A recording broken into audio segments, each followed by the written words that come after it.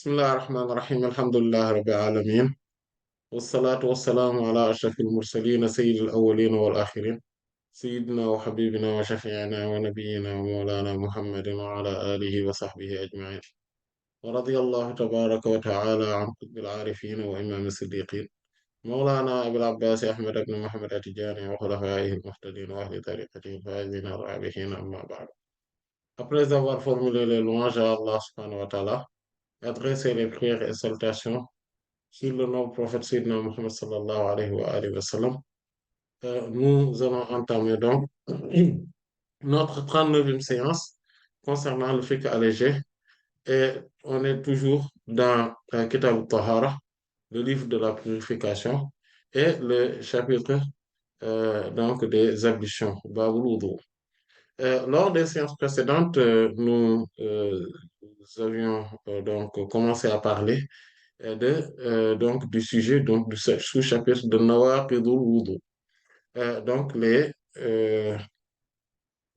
actes annulatifs des ablutions. Donc aujourd'hui, Inch'Allah Ta'ala, marquera la dernière séance concernant donc le chapitre des ablutions et ce sera notre 20e séance là-dessus. Euh,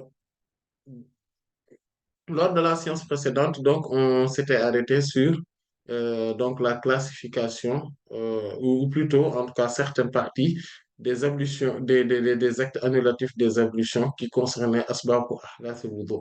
Donc, les Asbab ou Ahdas, donc, ce sont les causes donc d'impureté abstraites. Et on avait vu donc à la fin des choses qui pourraient être assimilées donc à cette partie-là, mais qui sont traitées parfois dans d'autres mazhabs, comme par exemple al-qahqahat fi salah, donc le fait de rigoler dans la prière. Donc ça, c'est traité dans le mazhab hanafite, comme on l'avait vu lors de la séance précédente. Et on avait vu également Rasul Mayit, donc, ou bien Hamlul Mayit aussi, le fait donc donc de faire le lavage rituel aux morts, aux défunts, ou bien le fait tout simplement de le porter. Et ça, c'est dans le mazhab Hanbali plutôt, donc que cela est traité comme étant des actes annulatifs donc des ablutions, mais pas dans le mazhab malikite, rahmatullah alayhim, donc dans les autres mazhabs. Donc c'est spécifique à cela, mais ce qui est plus recevable dans tout cela, c'est que tout cela, rien de cela plutôt ne consiste à quelque chose d'annulatif des ablutions. Donc, rien de cela n'annule les ablutions. Et aujourd'hui, Inch'Allah Ta'ala, on va toujours parler de cela. En fait, certains savants donc, le considèrent, en fait, quand ils en parlent comme étant des choses annulatives de la prière, des ablutions plutôt. Mais en réalité, soit donc mais ils ne le mettent pas forcément dans la partie des causes, ou bien des ahdas, c'est-à-dire que des impuretés abstraites, mais ils le mettent souvent dans la partie des causes. Voilà, ils ne le mettent pas donc dans la partie des impuretés abstraites, des ahdas, mais ils le mettent dans la partie des asbab ou ahdas. Donc des causes comme Cheikh Alish, rahimahullah ta'ala, ou Imam Az-Zurqani, rahimahullah, chez les Malikites, rahmatullah alayhim. Mais il faudrait faire très attention, ce dont je parle, c'est une bonne partie de ce qui va venir, mais pas par exemple, ce qui est traité dans quelques mazhab. Par exemple, ce dont je viens de parler, c'est-à-dire le lavage rituel concernant les défunts, ou bien le fait de consommer, le fait de rigoler pendant la prière, ça, ce sont dans d'autres mazhab. C'est pour cela que vous ne les voyez pas dans les livres des Malikites, rahmatullah alayhim, traiter ces genres de sujets-là. Et aussi, il y a un autre sujet qui est proche de cela, c'est Aklul Lahmil Ibil. C'est le fait de consommer la viande de chameau. Parce qu'en fait, c'est pourquoi on l'a cité, parce que peut-être vous allez tomber sur un livre ou en tout cas près d'un savant qui en parle et qui considère que peut-être ce serait quelque chose qui annule les, les, les ablutions.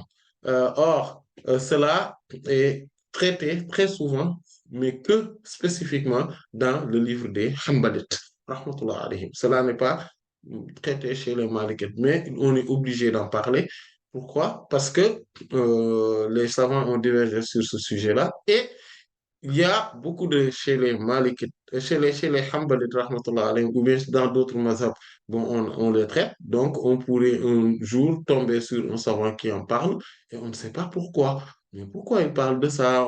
Voilà. Mais donc, c'est pour cela que je le cite pour que tout simplement, que, à titre d'information, et c'est important, mais aussi on va donner les raisons pour lesquelles cela n'est pas considéré comme étant donc un acte annulatif des ablutions. Euh, on va parler donc, les Hanbali rahmatullah alayhim considèrent, donc on va d'abord évoquer leurs arguments. Pourquoi en fait eux ils considèrent que cela annule les ablutions? En fait, et c'est l'avis le plus reconnu chez les Hanbali, les, les Hanbali rahmatullah alayhim. En fait, il se base sur deux hadiths globalement. L'un, c'est le hadith de Sayyidina Jabir ibn Samurah, radiallahu ta'ala anhu. Il dit qu'il y a quelqu'un qui a questionné, interrogé l'envoyé d'Allah sallallahu alayhi wa sallam. Donc, il dit sa'ala rajulun Rasulallah sallallahu alayhi wa sallam atatawadda'u ou dans une autre version, an natawadda'u min luhumil ghanam. Et que homme a interrogé l'envoyé d'Allah sallallahu alayhi wa sallam, en lui disant, est-ce que qu'on fait les ablutions quand on vient de consommer la viande donc des ovins et des caprins? Donc, c'est-à-dire c'est les moutons et les, et les moutons et les chèvres. Donc, c'est ce qu'on appelle al-ghanam en arabe. Et le professeur sallallahu alayhi wa sallam dit, donc, قال إن شئت فتوضأ وإن شئت فلا تتوضأ. Donc, il dit, euh, si tu veux, donc si tu veux, tu fais les ablutions, si tu veux, tu ne le fais pas. Donc, là, donc, on sait que, donc, que le simple fait de consommer la viande de mouton ou de chèvre, donc, n'annule pas les ablutions.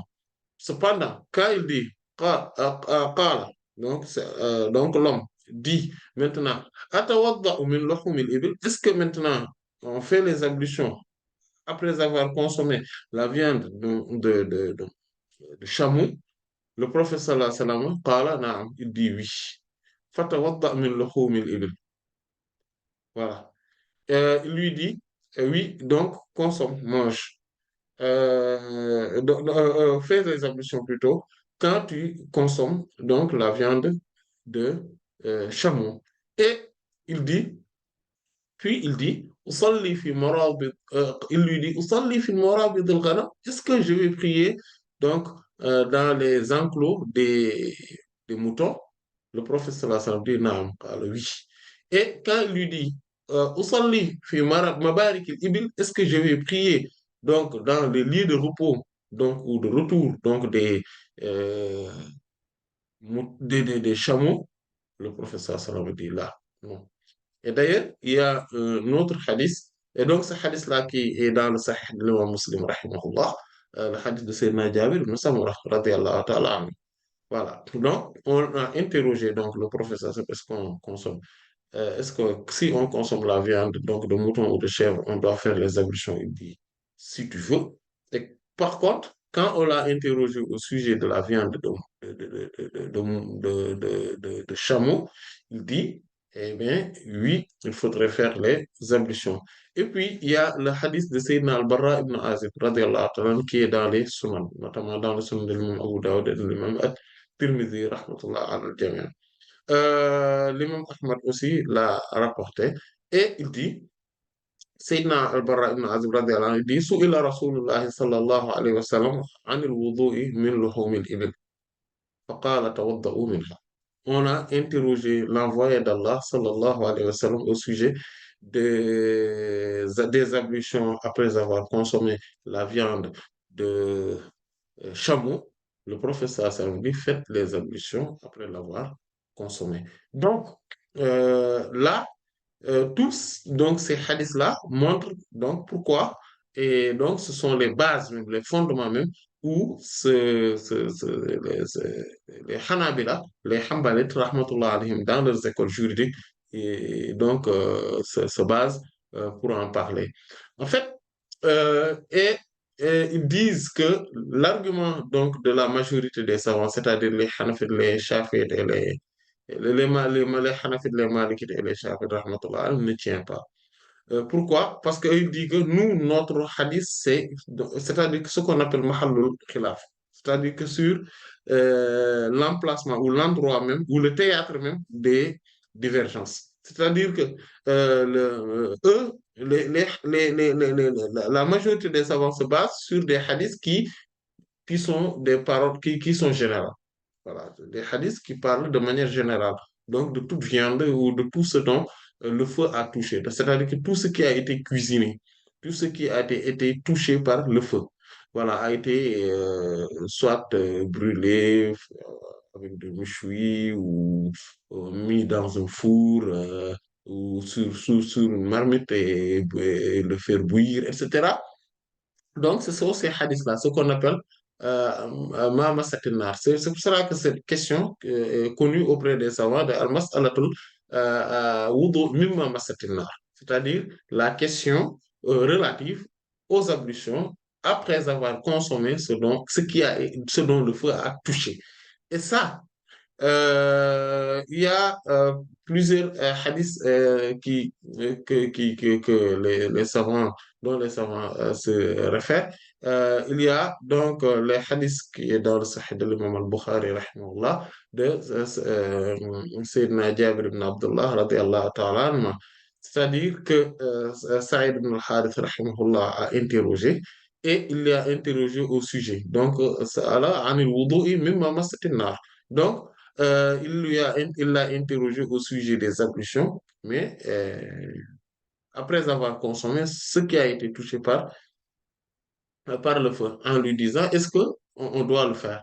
Il dit, là, قد كنا زمان النبي صلى الله عليه وسلم لا نجد مثل ذلك من الطعام إلا قليلا فإذا نحن وجدناه لم يكن لنا مناديل إلا أكفتنا وسواعدنا وأقدامنا ثم نصلي ولا نتوضأ que non. Pourquoi? Parce qu'en fait, nous étions auprès, donc à l'époque de l'envoyé d'Allah, sallallahu alayhi wa sallam, on n'avait que pour ce genre de nourriture, on n'en avait que peu, hein. Voilà, que pour, voilà, c'était pas, on ne mangeait pas, par exemple, on n'était pas dans l'opulence, quoi. Voilà, on mangeait que peu de cela. Et puis, quand on le trouve, bon, quand on en mange, après, bon, voilà, on n'avait que nos mains, voilà, nos pieds, voilà, et voilà. Donc, quelque chose de ce genre. Puis, voilà, on se lave, donc on se lave avec, c'est-à-dire on essuie nos mains avec, puis on fait la prière et on ne refaisait pas nos ablutions. Il y a aussi un hadith qui est dans les sunnah, d'ailleurs de Sayyidina Jabir radiyallahu anhu, qui dit, et c'est extrêmement important parce que ce hadith-là est un hadith qui est extrêmement important et qui, d'ailleurs, si on peut s'exprimer ainsi, on peut dire que c'est le hadith qui clôt à peu près le débat sur ce sujet-là. Et donc, qui est dans le semaine de l'imam Abu Dawud et l'imam An-Nasa'i, rahimahullah, l'imam Ibn Khuzayma, rahimahullah, l'a rapporté. Et si je ne m'abuse, ça se trouve même dans le Muwatta de l'imam Malik, rahimahullah, où il dit كان آخر الأمرين من رسول الله صلى الله عليه وسلم ترك الوضوء مما غيرت النار et dans une autre version, talqul wudu mimma massatin nar. En fait, la dernière chose parmi les deux choses que le prophète sallallahu alayhi wa sallam a fait, les deux choses parmi les deux choses. Et la dernière, c'est que le prophète sallallahu alayhi wa sallam a abandonné le fait de faire les ablutions après avoir consommé quelque chose qui a été touché par le feu. Voilà. Et ça, ou ce qui a été transformé par le feu ou modifié. Donc, ça, ce hadith-là est édifiant, voilà, sur ce sujet-là. C'est-à-dire que tout ce dont, donc, tout ce qui a été touché par le feu, y compris la viande de chameau, donc, euh, on peut le consommer et après ne pas refaire les ablutions. En fait, il faudrait comprendre quelque chose. C'est que les Hanafites, donc les Hanbalites plutôt, rahmatullah alayhim, eux, ils répondent, donc, comme tout à l'heure on l'avait insinué, donc eux, ils répondent par quoi? Par le fait que, mais écoutez, nous, ces hadiths-là, on est d'accord là-dessus, mais c'est que quant à la viande de chameau, c'est le prophète sallallahu alayhi wa sallam qui l'a spécifié. Voilà, qui l'a spécifié. Et vous vous rappelez le hadith de Sayyidina Anas radiallahu ta'ala anhu qui est dans les Sahih, quand il dit que qadima unasun min Uqal aw Urayna fattawu al-Madina fa amarahum an-nabiy sallallahu alayhi wa sallam bi liqahin wa an yashribu min al-abwaliha wa albaniha. Ce hadith-là qui commence par là en disant que il y avait des gens qui venaient de Okal ou de Orena. C'est que ce hadith-là, c'est le hadith de Orena. Il est communément appelé, donc auprès des spécialistes du hadith, des savants du hadith, hadith al-Oraniyin, le hadith des gens de Orena. Voilà. Et donc, il dit, et donc la température, donc l'environnement de Médine ne les convenait pas. Donc, ils avaient attrapé une maladie, donc à cause de cet environnement-là. Et ce qui fait que, donc, ce sont des formes d'allergie hein, qui les arrivent. Et l'envoyé d'Allah, sallallahu alayhi wa sallam, avait demandé donc qu'on puisse prendre donc le, le lait et le-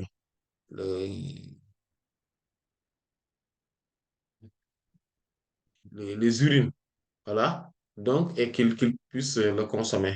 Et quand le prophète sallallahu alayhi wa sallam dit Sallu fi marabit al-ghanam, wala tusallu fi ma'atin al-ibil, bon, dans une autre version, Mabarik al-ibil, donc, faites la prière sur euh, les enclos des moutons, mais pas sur ceux des euh, chameaux. En fait, c'est pas parce qu'il dit dans une version qui est dans le Sunan de l'imam Abu Daoud, il dit لأنها خلقت من الشيطان. Pourquoi? Parce que en fait, le chameau a été créé donc de démons, en fait, de shaitan. Et cela ne veut pas dire que Shaitan, c'est la matière première à travers laquelle ou à partir de laquelle Allah subhanahu wa ta'ala a créé le chameau. Non, loin de là. Mais cela voudrait dire tout simplement que, comme Allah subhanahu wa ta'ala a dit par rapport à l'être humain, خُلِقَ الْإِنسَانُ مِنْ عَجَلٍ. L'être humain a été créé de, euh, de précipitation. Voilà. Quand l'être humain est précipité ou bien donc il a hâte de quelque chose, donc et ça, Allah subhanahu wa ta'ala a ainsi créé l'être humain. Le chameau aussi, il est pareil. En fait, Allah subhanahu wa ta'ala l'a créé donc d'un caractère démoniaque. Qu'est-ce que cela veut dire? Parce que quand il est mécontent, ou bien quand on lui fait du mal, il peut le garder pendant des années. Et le jour où il aura l'occasion de faire du mal à quelqu'un qui le lui a fait, le jour-là, il va le faire et il va l'écraser. Et d'ailleurs, ceux qui dressent les chameaux, ils savent très bien cette attitude donc des chameaux. Il y a autre chose aussi par rapport aux chameaux, c'est que, en fait, ils ne restent pas tranquilles. En fait, ils bougent beaucoup, ils sautent, etc. Tout ça.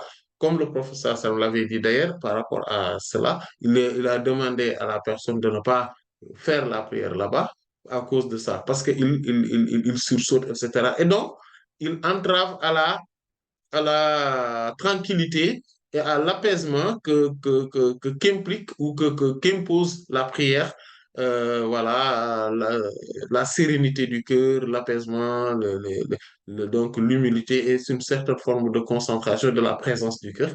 Tout cela devient impossible quand on est en présence d'un chameau, en tout cas dans son enclos et qu'on veut faire la prière là-bas. Donc, c'est à cause de ça que le professeur Samblé dit. Mais en soi, le chameau et tout ce qui en provient de lui ne peut être considéré comme étant quoi? Comme étant une impureté. Pourquoi? Parce que ce n'est même pas une impureté matérielle, une impureté, impureté concrète, a fortiori d'être une impureté immatérielle ou abstraite. Pourquoi? Parce que la viande de chameau se mange et c'est licite et ça c'est clair. La deuxième chose, c'est que même ces urines, on peut le voir. Je vous ai raconté l'anecdote donc de la personne que j'avais rencontrée et que ça lui a, ça euh, euh, remédier à l'ulcère qu'avait son épouse en un laps de temps. Vous vous rappelez, je vous l'avais raconté quand on parlait donc des puretés et impuretés concrètes, d'accord? Et aussi, donc les souillures, tout ça, quand on en parlait. Et donc, le prophète sallallahu alayhi wa sallam, c'est parce que, pourquoi? Parce que le hadith des Oraniyin, donc si euh, la viande de chameau, ou plutôt si la, les urines de chameau où ils sont étaient impropres à la consommation, c'était impur, il n'allait pas demander qu'on le donne aux Oraniyin. Donc ça, c'est quelque chose de clair. Et donc, euh, de toute façon, on en avait parlé. Et donc, pourquoi le professeur Salam parle de cette attitude de shaitan et qu'il demande, il recommande plutôt qu'on fasse ces ablutions quand on mange la viande de chameau? C'est parce que il a ce caractère-là. Et c'est pour cela que le professeur Salam demande aussi que quelqu'un qui est mécontent, c'est-à-dire que quelqu'un qui est très en colère, qui est dans un courroux et qu'il ne maîtrise pas sa colère, qu'il refasse ses ablutions. D'ailleurs, pour le professeur Salam dit pourquoi? Il dit parce que la colère, c'est une braise que Shaitan a mis dans le cœur de l'être humain. Et il dit, ne voyez-vous pas que si quelqu'un se met en colère, ses yeux deviennent rouges. Donc, c'est-à-dire qu'il parle de ça. Et donc, quand, à partir du moment où le chameau a cette attitude ou ce caractère démoniaque en lui, en fait, pas parce que c'est un démon en tant que tel, mais en fait, c'est ce caractère-là qu'il appelle un caractère démoniaque. Le fait qu'il se met en colère, le fait qu'il ne pardonne pas, qu'il garde toujours la colère il peut le garder pendant des années, etc. Donc, et qu'il ne reste pas tranquille dans son enclos, etc. Quand on est à côté de lui, on ne peut pas faire tranquillement notre prière, etc. C'est ça qu'ils appellent le caractère démoniaque, donc du chameau. Et donc, à partir de ce moment-là, donc, quand on consomme sa viande, il recommande de faire les ablutions. Mais faire des ablutions dans ces cas de figure n'est pas une obligation. Pareillement que quand on est en colère, faire les ablutions n'est pas une obligation, mais c'est juste une recommandation. Donc, c'est pour cela que c'est là où se base la majorité des savants pour réfuter la parole donc l'analyse ou l'argumentaire des Hanbalit, rahmatullah alayhim, eux qui se basent strictement sur donc, le caractère apparent du hadith, sur donc le sens apparent du hadith. Et ils disent autre chose vu l'importance des ablutions, à cause de l'importance de la prière, parce que c'est une condition sine qua non pour la prière. À partir de ce moment-là, si les ablutions, le fait de consommer la viande de chameau allait annuler les ablutions, le prophète sallallahu alayhi wa sallam n'allait pas attendre qu'on lui pose cette question-là pour qu'il puisse l'enseigner aux gens. Il n'allait pas attendre cette occasion-là pour enseigner aux gens que ça annule les ablutions.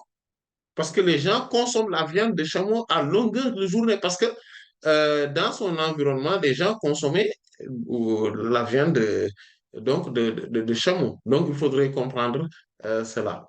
Maintenant, tout ce qui est Même les Hanbalites, rahmatullah alayhim, disent que les graisses, les, la foie, la rate, ou tout ce qui tourne autour, donc, ou bien le lait du chameau, n'annule pas les ablutions.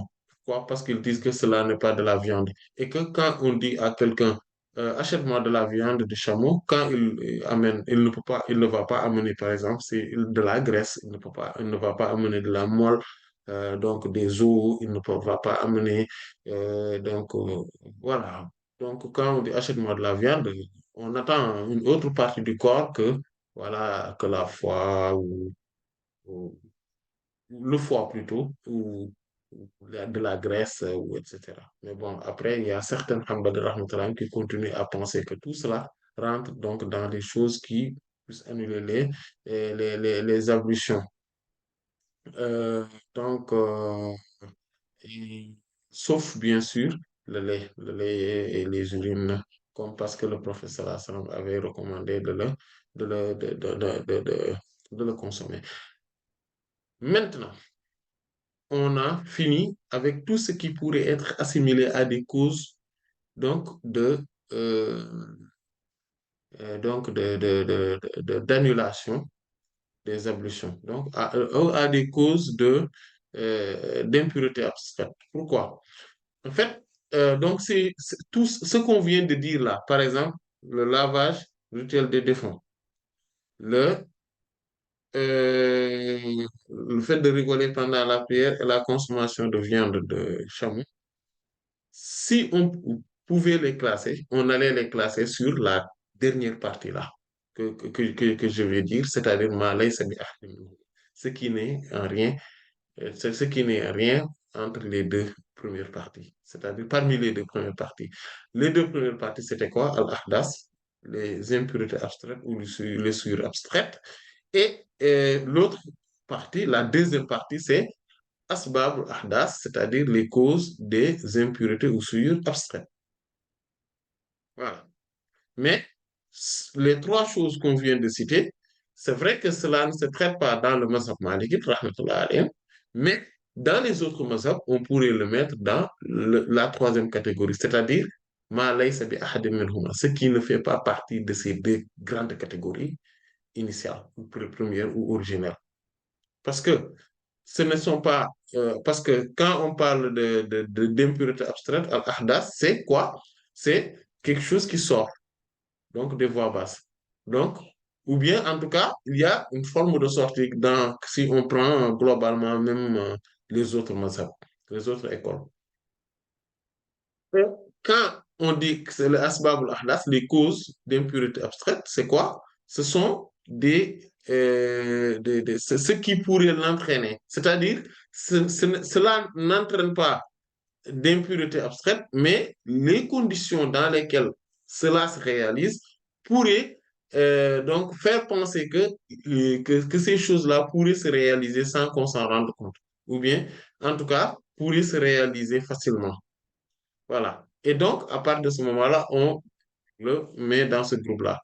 Mais vu qu'il y a le fait de toucher donc ces parties intimes, le fait de toucher un sexe opposé, etc., tout ça, on le traite dans la deuxième partie. C'est pour cela qu'il y a certains, comme l'imam Az-Zurqani, comme l'imam Lish, Cheikh Lish, rahmatullah alayhi, parmi les Malikides, rahmatullah alayhi, comme d'ailleurs l'imam Ad-Dardir l'a précisé, dans Aqrab al-Masalik, etc. Donc, il y en a certains, donc parmi ceux-ci, qui considèrent que donc, ils le mettent plutôt dans la deuxième partie. D'ailleurs, c'est Al-Ashmawi, rahimahullah, aussi c'est ce qu'il a dit, rahimahullah, dans son Mukhtasar lui aussi, et donc qui a considéré que les ahdath et les asbab, voilà, les asbab ahdath, donc les impuretés abstraites ou sur-abstraites et les causes des impuretés ou sur-abstraites seulement. Ah, donc, il y a des choses qui n'en font pas partie. On ne peut pas les mettre dans les deux groupes-là. C'est pour cela que les savants ont, donc, se sont dit, donc la majorité, parmi surtout les Maliks, rahmatullah alayhim, se sont dit que, attention, il faudrait qu'on mette un autre groupe, c'est-à-dire ma laysa bi ahadin minhuma, ce qui ne fait partie d'aucune de ces deux premiers groupes. Et essentiellement, ce sont deux choses. C'est ar-riddatu wa shakk. Ar-riddatu, c'est l'apostasie, et ash-shakk, c'est le doute. Qu'est-ce que c'est que l'apostasie? L'apostasie consiste à renier le fait d'être musulman. C'est-à-dire que quelqu'un qui était musulman et un jour, il se lève en disant que moi, maintenant, je ne suis plus musulman. C'est ce qu'on appelle al-kufr ba'd al-islam ou al-kufr ba'd al-iman, la mécréance ou l'impiété après la piété ou la foi ou donc la soumission à Allah subhanahu wa ta'ala. Et comme la majorité ou l'écrasante majorité des savants, c'est-à-dire les Hanafites, plutôt, subhanallah, c'est-à-dire les Malikites, les Hanbalites et la majorité donc des Shafi'ites, rahmatullah alayhim, donc pour eux, la Ridda, Ridda, c'est-à-dire l'apostasie, rompt les ablutions. Pourquoi? Parce que ça annule les autres actions aussi.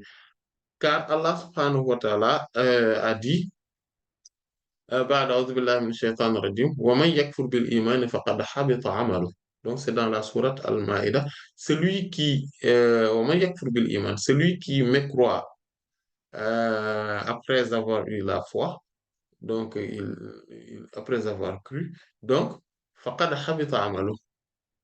En toute vérité, en effet, toutes ces œuvres se sont annulées. Donc, ces œuvres se sont annulées, donc, y compris donc les ablutions. Et il y a un autre signe coranique qui est dans la sourate Az-Zumar, la sourate numéro 39.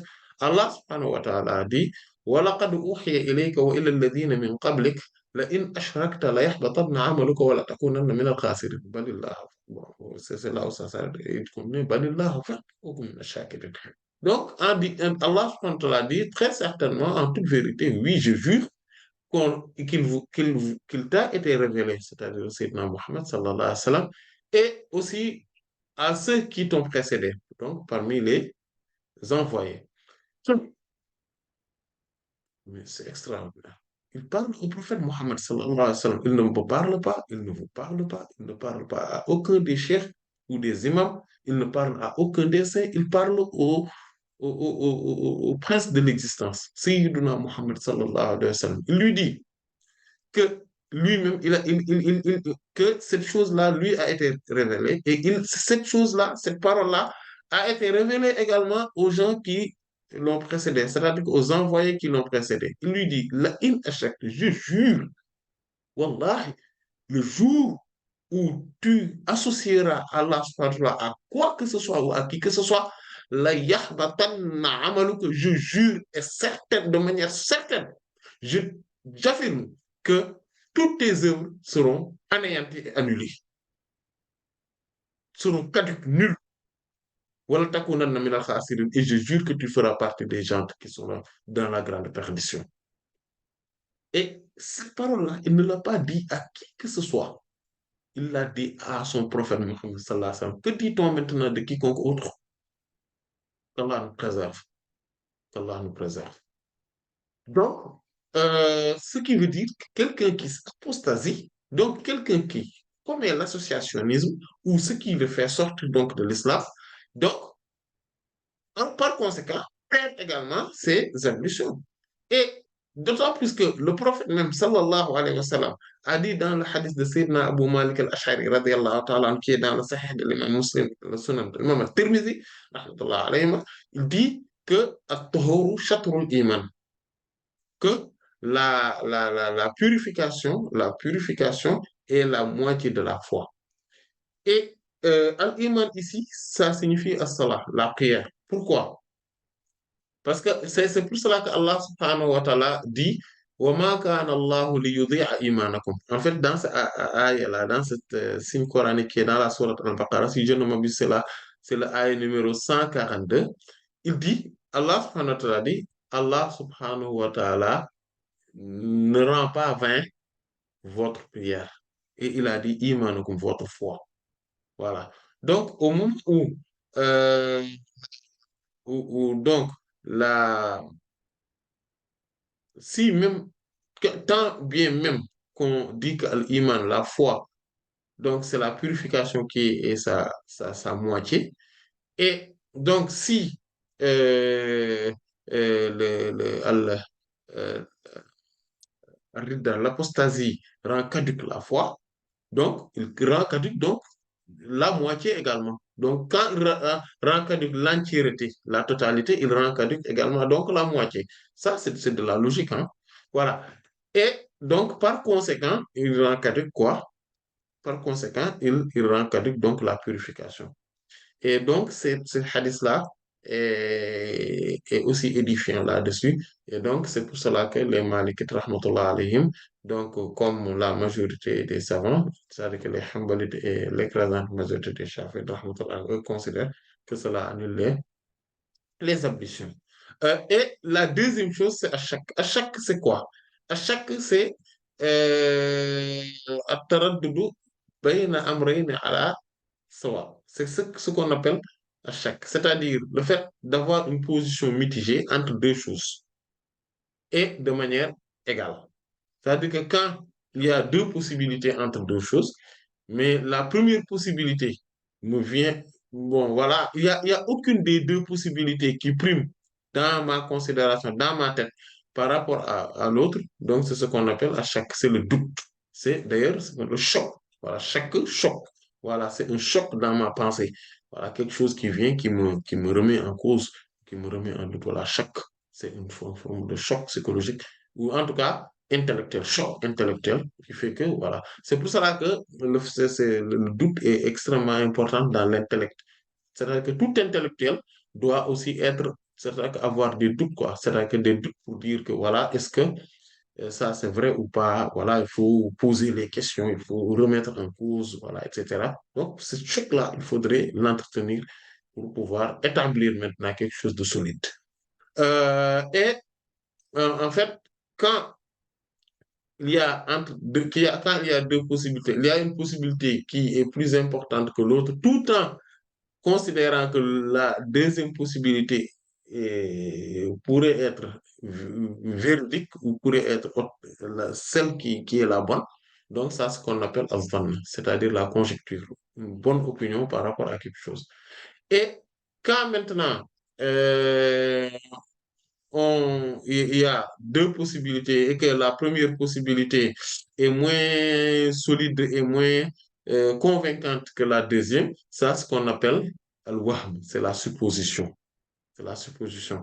Et maintenant, il y a qu'une seule possibilité et qu'il y a que cette possibilité-là qui nous convainc et qui est conforme à la vérité, c'est ça ce qu'on appelle al-yaqin, c'est ce qu'on appelle la certitude. Et là, donc, il faudrait comprendre donc cela, ces notions-là. Et maintenant, on va parler donc d'une chose importante par rapport avant de parler à cette, avant de développer le shakk. C'est-à-dire le shakk qui est donc le doute.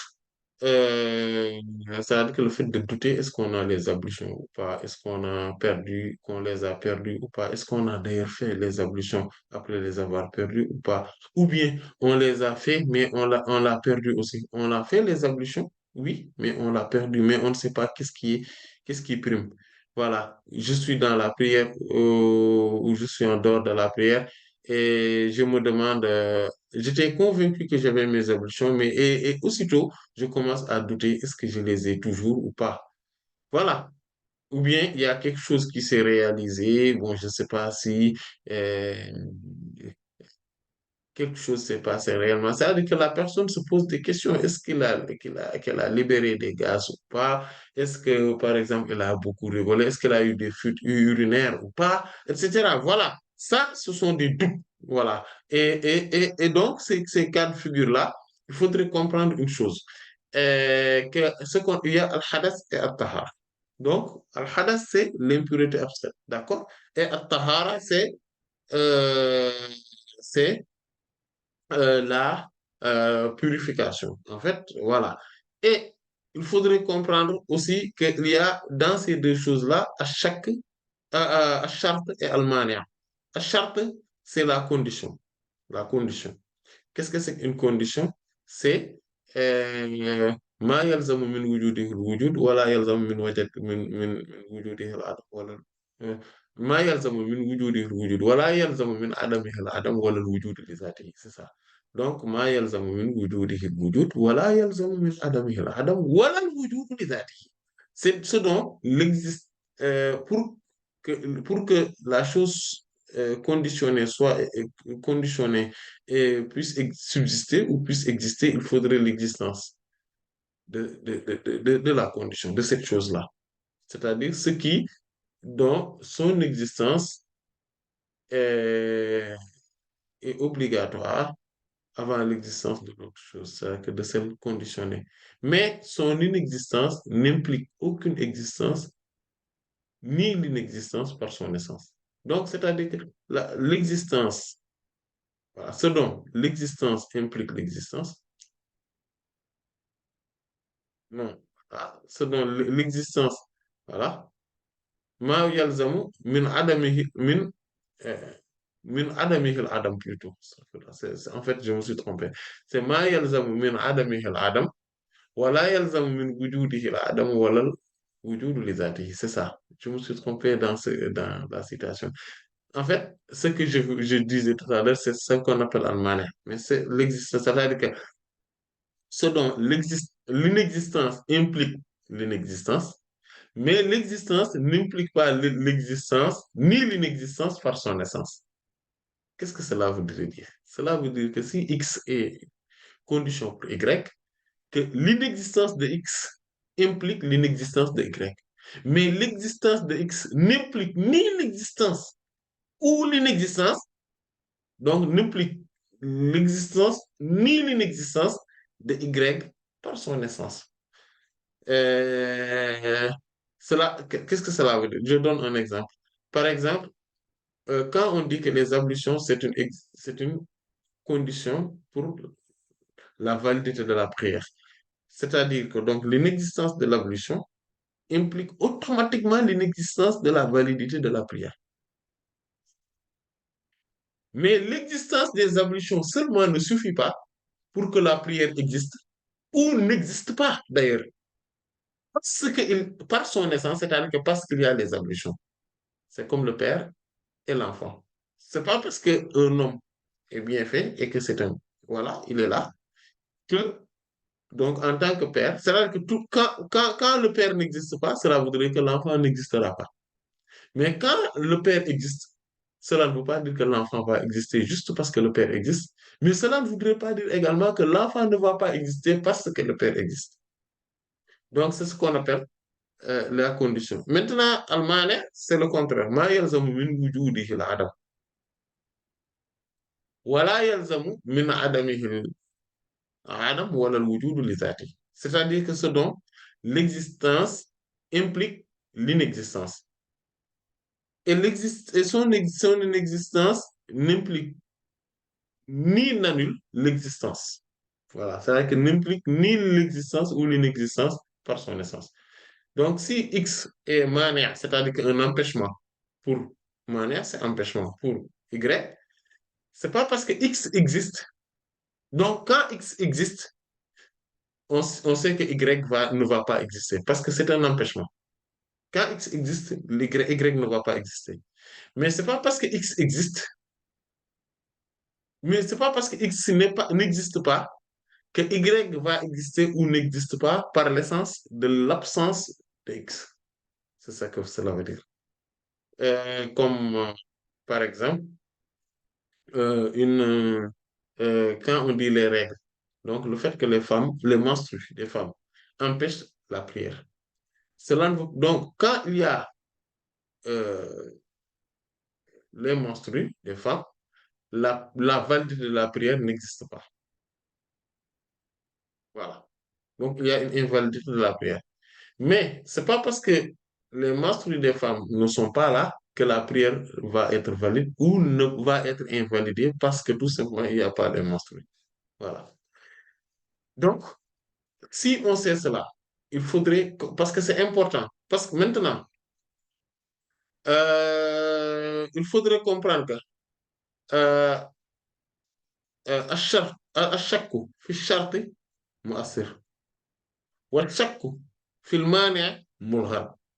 Ça, c'est important, c'est une qaïda. Si vous voulez comprendre pourquoi j'insiste sur ça, c'est pour qu'on puisse comprendre facilement comment on a réglé ce problème de doute dans le fiqh, surtout dans le fiqh maliki. C'est-à-dire que la condition, donc, le doute sur la condition, le doute sur une condition, c'est-à-dire qu'une condition des ablutions, par exemple, est considérée.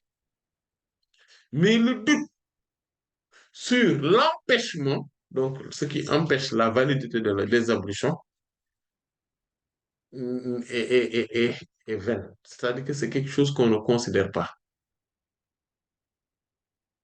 Et on aura l'occasion de donner des exemples. Mais il faudrait comprendre qu'il y a une autre règle qui chapeaute ces deux règles-là.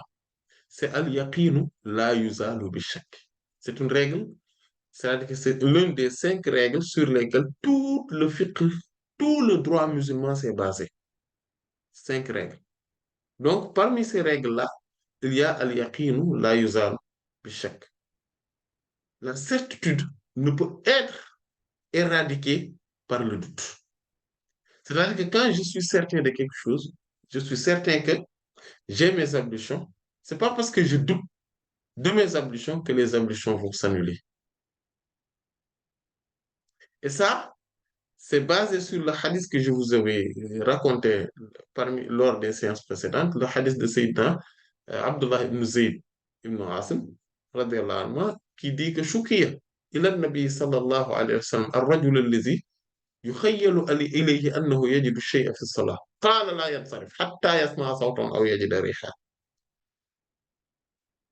Il y avait donc un homme donc qui, il y a dans des versions du hadith que c'était même lui, qui était donc allé auprès du prophète sallallahu alayhi wa sallam pour se plaindre du fait qu'il trouve quelque chose, donc il se demande est-ce qu'il a libéré des gaz ou pas pendant la prière. Le prophète sallallahu alayhi wa sallam dit qu'il ne quitte pas sa prière jusqu'à ce qu'il soit convaincu par le fait d'entendre donc un son qui lui dit que voilà, vous avez perdu vos ablutions, ou bien il y a une odeur qui dit que voilà, qui confirme que voilà, vraiment qu'il a perdu ses ablutions. Et donc, ce qui voudrait dire que quand on est dans une certitude et préalable, un doute postérieur ne peut pas l'annuler, ne peut pas l'éradiquer, ne peut pas le rendre vain. Le doute ne peut même pas éradiquer un doute comme lui, a fortiori d'éradiquer une certitude. Et donc ça, c'est important. Donc pourquoi j'ai fait bon, cette partie-là, c'était un peu de usul fiqh, c'est-à-dire que c'est la méthodologie fondamentale. Un peu pour qu'on puisse comprendre maintenant comment raisonnent les Malikites, rahmatullah alayhim, concernant maintenant le doute. En fait, ils disent que le doute, il y a 3 cas de figure dans le doute. Et le premier cas de figure, c'est à chaque coup, qabla salah, c'est-à-dire le fait d'avoir un doute avant même d'être dans la prière. En quelque sorte, kharij de salah, c'est-à-dire en dehors de la prière. Donc, euh, quelqu'un veut faire la prière ou il n'a pas à faire la prière, il est là, tranquille, il est en train de douter. Et ça, il y en a 3 cas de figure dans ce cas, dans donc cette partie-là. Donc, ce premier cas, il y a, donc ce premier type, cette catégorie donc de doute, donc, c'est-à-dire qu'avant la prière, il y en a dedans 3 cas de figure. Le premier cas de figure, c'est qu'il ait la certitude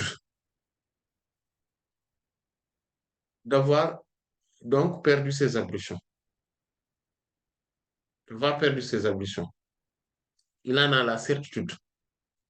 Et cependant, il doute sur le fait qu'il ait fait ses ablutions.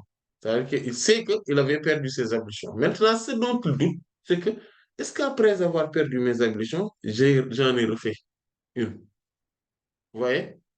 Donc ça, c'est le premier cas de figure. Le deuxième cas de figure, c'est qu'il ait la certitude qu'il ait fait ses ablutions. Mais et il a aussi la certitude qu'il avait perdu ses ablutions. Mais son souci, c'est qu'il ne sait pas, parmi ces deux-là, qu'est-ce qui a été. euh, C'est-à-dire qu'il ne connaît pas l'historique. Il ne connaît pas l'historique. Il ne le connaît pas. C'est juste que, effectivement, je me rappelle que j'ai perdu mes ablutions. Je me rappelle également avoir fait mes ablutions, mais je ne sais même plus est-ce que je les ai perdues après les avoir fait ou bien je les ai refaits après les avoir perdus. Et dans ces deux cas de figure, dans ces deux cas de figure, c'est-à-dire le fait d'avoir le doute, donc, le fait d'avoir le doute d'avoir fait ces ablutions après être dans la certitude donc de les avoir perdus, ou bien le fait de douter entre ces deux-là, quel a été le premier, et il y a un consensus sur cette question que dans ces deux cas de figure-là, on considère l'annulation des ablutions. On les considère. Pourquoi? Parce que le doute ici, et le doute, donc, est sur quelque chose, concerne quelque chose qui est une condition. C'est-à-dire qu'on doute sur une condition, c'est-à-dire la purification. Parce que la purification est une condition de la prière. Or, on est en train de douter sur ça. Or, l'impureté, l'impureté abstraite est un empêchement de la prière. Donc, ça empêche de faire la prière. À partir de ce moment-là, or, on avait dit que le doute sur une condition est considéré, mais un doute sur un empêchement est inconsidéré. Si on regarde ça, vu sur cette caïda-là, on sait que dans ces deux cas de figure, les ablutions sont considérées comme étant annulées. Et le troisième cas de figure, c'est quoi? C'est que je suis certain, donc on a la certitude de la purification, donc on sait qu'on a fait les ablutions. Cependant, je doute, est-ce que je les ai perdus ou pas? Et ce cas de figure-là, donc, là aussi, donc, qu'est-ce qui va primer? Ce qui va primer, c'est que on n'a pas, euh, euh, donc les ablutions sont toujours maintenues. Voilà. Les ablutions sont toujours maintenues. Pourquoi? Parce que al-yaqinu la yuzalu bi-shakk. Parce que la certitude, on ne peut pas l'enlever à cause du doute. Et c'est ici que certains malikites, rahmatullah alayhim, euh, donc, considèrent que si on est en dehors de la prière, cela est annulé. Mais en fait, ce qui est authentique, c'est que ce qui est valide, ce qui est authentique, c'est que dans ce cas de figure-là, on n'a aucun doute là-dessus. Voilà, on ne peut pas, voilà, on peut pas l'annuler. Et parce que eux, ils disent que le prophète sallallahu alayhi wa sallam, quand on l'a interrogé dans cette question-là, et le hadith de Sayyidina Abu Huraira aussi, radiallahu anhu, qui parle de la même chose, qui est dans les sunan, c'est en fait que la même chose que le hadith de Sayyidina Abdullah ibn Zayd ibn Asim, radiallahu anhu. Voilà. Et tous parlent que c'est quand quelqu'un est dans la prière et qu'il a des doutes. Voilà. Donc, c'est pour ça qu'ils disent que oui, et même dans ce cas de figure-là, c'est annulé ou au moment où on est. Donc, c'est-à-dire que eux, ils ont ce qu'on appelle mafhumul mukhalafa. C'est-à-dire que il y a donc le sens donc un texte, une parole implicite. Voilà, implicite, mais divergente, c'est-à-dire que divergente du sens. Qu'est-ce que cela veut dire? Cela veut dire que au moment où le professeur Hassan dit que quand tu es dans la prière, il faut ne pas considérer ce doute-là, ce qui voudrait dire que quand tu es en dehors de la prière, il faudrait considérer ce doute. Voilà. Donc, c'est ainsi qu'ils ont raisonné. Et ça, beaucoup parmi les Malikites raisonnent comme ça. dans ce cas de figure-là. Mais en fait, il faudrait savoir que ce qui est plus authentique, d'ailleurs, c'est ce qui a été authentifié par Imam Ad-Dardir et d'autres, rahmatullah al-jami', c'est que, en fait, c'est que c'est euh, voilà, que cela n'annule pas les ablutions.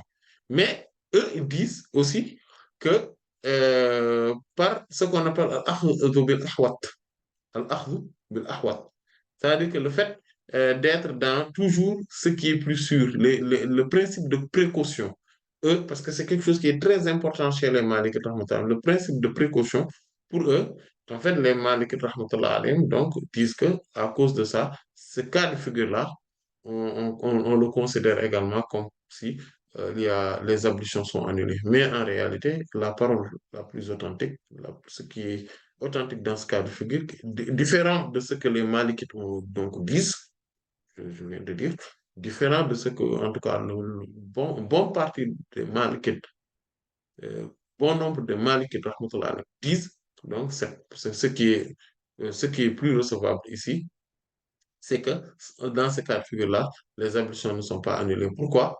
Parce que la certitude ne peut pas être éradiquée par un doute. Et ici, il n'y a qu'un doute. Et en plus, la prière n'a aucune incidence. En fait, c'est parce que tout simplement, la question, en fait, euh, en fait, ceci. Qu'est-ce qui a été décisif dans la parole du prophète sallallahu alayhi wa sallam? Est-ce que c'est le fait qu'on soit dans la prière ou bien c'est parce qu'on doute, est-ce qu'on est en train de perdre, on a perdu les ablutions, oui ou non?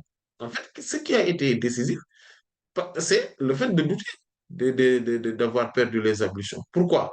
Parce que le fait d'être dans la prière ou le fait d'être en dehors de la prière n'a aucune incidence si, par exemple, je savais que j'ai perdu, j'étais certain d'avoir perdu mes ambitions.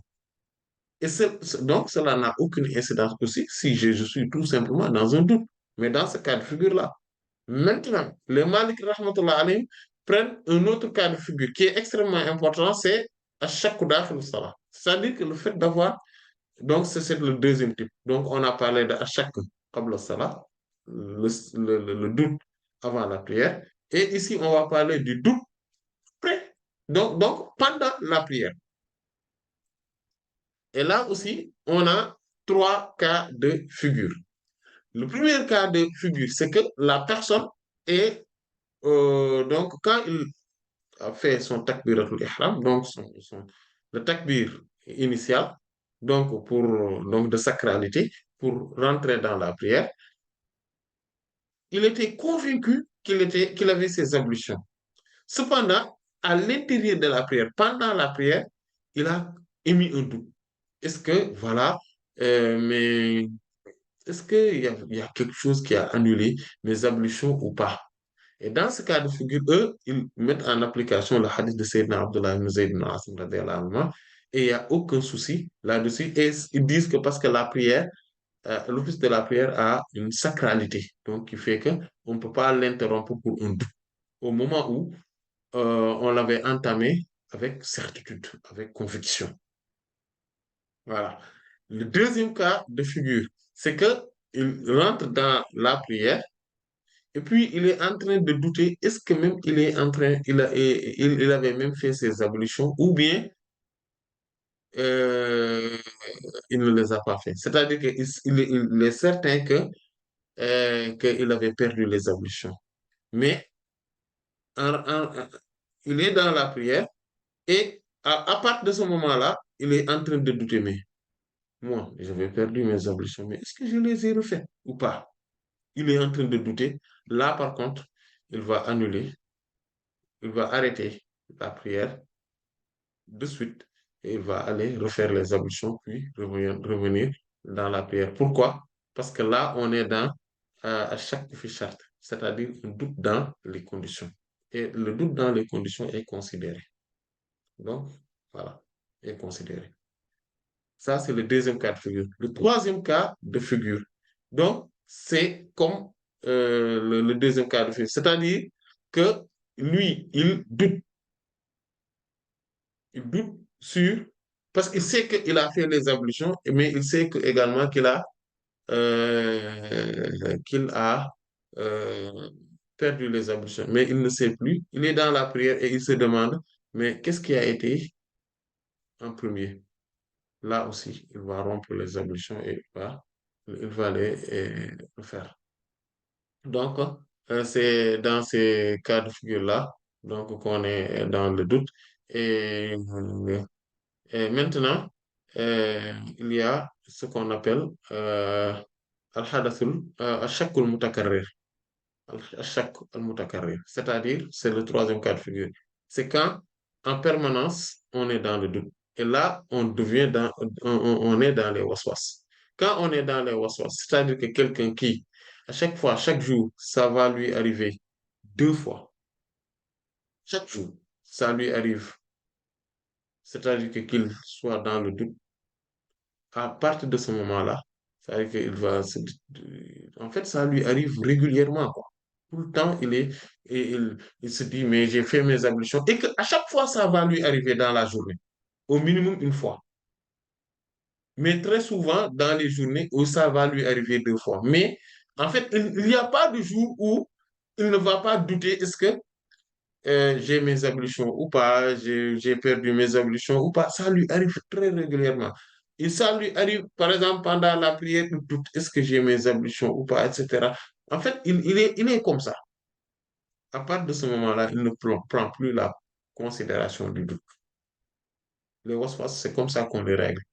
On les règle par deux choses. La première, c'est qu'il faut demander à Allah subhanahu wa ta'ala qu'il nous, euh, qu'il qu'il éradique ce fléau-là en nous. Ça, c'est la première chose. Il faut vraiment invoquer Allah subhanahu wa ta'ala avec un cœur humble. Voilà. Tout en étant nécessité, besogneux devant lui, subhanahu wa ta'ala. Et la deuxième chose, c'est qu'il faudrait plus le prendre en considération. C'est-à-dire que, quand on sait qu'on est comme ça, en permanence, on doute. Donc, pour éradiquer ça, il faudrait arrêter le doute. Voilà. Et que dès qu'on doute, on se dit que ça n'a aucune incidence. Et ça, c'est ce que euh, tous les savants donc, soutiennent. Rahmatullahi ala al-jami'. Donc, et par donc ça, Inch'Allah, alhamdulillah, on a donc fait le tour de tout ce qui tourne autour des ablutions, Inch'Allah ta'ala. On a fait le tour des questions globalement, même si parfois il se pourrait qu'il y ait certaines questions qu'on n'ait pas traitées, mais toutes ces questions qu'on n'a pas traitées donc, tournent autour de ceux qui ont été, de celles qui ont été traitées. Donc, alhamdulillah. Et il faudrait savoir que les ablutions, ces ablutions-là, donc insunies, ou en tout cas, voilà, insunies, donc la grande ablution, ou en tout cas l'ablution spirituelle que devrait faire un musulman. C'est quoi? C'est le fait de laver donc ses membres du corps donc par l'eau du Coran et de la sunna du prophète sallallahu alayhi wa sallam. C'est ce qu'on appelle ma'ul ghaib. Donc, l'eau du mystère. Voilà, et c'est comme ça que les soufis l'appellent.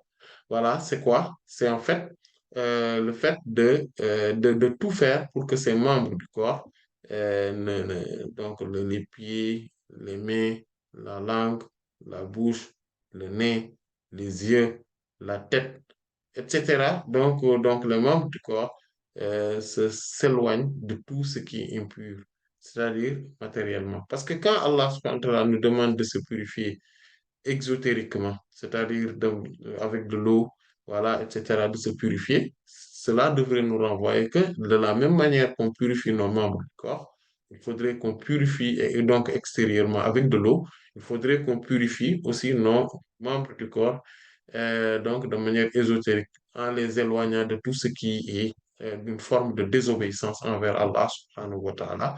Et donc, à partir de ce moment-là, notre corps, ou en tout cas les membres du corps, ont fait ce qu'on appelle les ablutions dans la spiritualité et donc par l'eau du mystère que consiste le Coran et la sunna du prophète sallallahu alayhi wa sallam. Et ainsi, on va être accueilli à la présence divine, subhanahu wa ta'ala. Allah en sait davantage. Wallahu ta'ala a'lam. wa sallallahu ala sayyidina Muhammadin wa ala alihi wa sahbihi ajma'in. Subhana rabbika rabbil izzati amma yasifun wa salamun ala al mursalin walhamdulillahi rabbil alamin. Assalamu alaikum wa rahmatullah. Du coup, pour la question, la personne elle demande qu'en est-il du doute sur les ablutions après la prière? En fait, c'est pareil.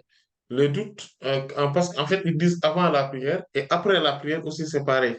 Maintenant, quelqu'un qui sort de la prière en se disant, est-ce que j'avais eu mes ablutions lorsque je faisais la prière ou pas? C'est comme quelqu'un qui est à l'intérieur de la prière et est en train de faire parce que, en fait, même s'il finit après la prière et qu'il était sûr qu'il avait déjà fait ses ablutions, il n'a pas plus à douter parce qu'il est dans la certitude et c'est-à-dire qu'il a la certitude d'avoir fait ses ablutions. Il a juste douté d'avoir perdu ses ablutions et al-yaqinu la yuzalu bi shakk. La certitude ne pourrait être éradiquée ou enlevée par le doute.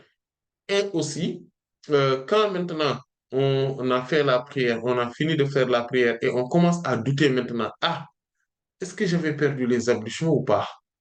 Et ou bien que j'avais perdu les ablutions, mais je ne sais pas si j'ai fait les ablutions après les avoir perdues. En tout état de cause, dans ce cas de figure-là, quand on doute entre les deux, qu'est-ce qui a été en premier?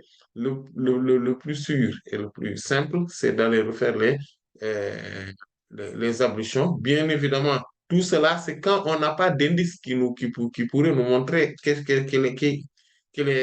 voilà, qu'est-ce qui prime.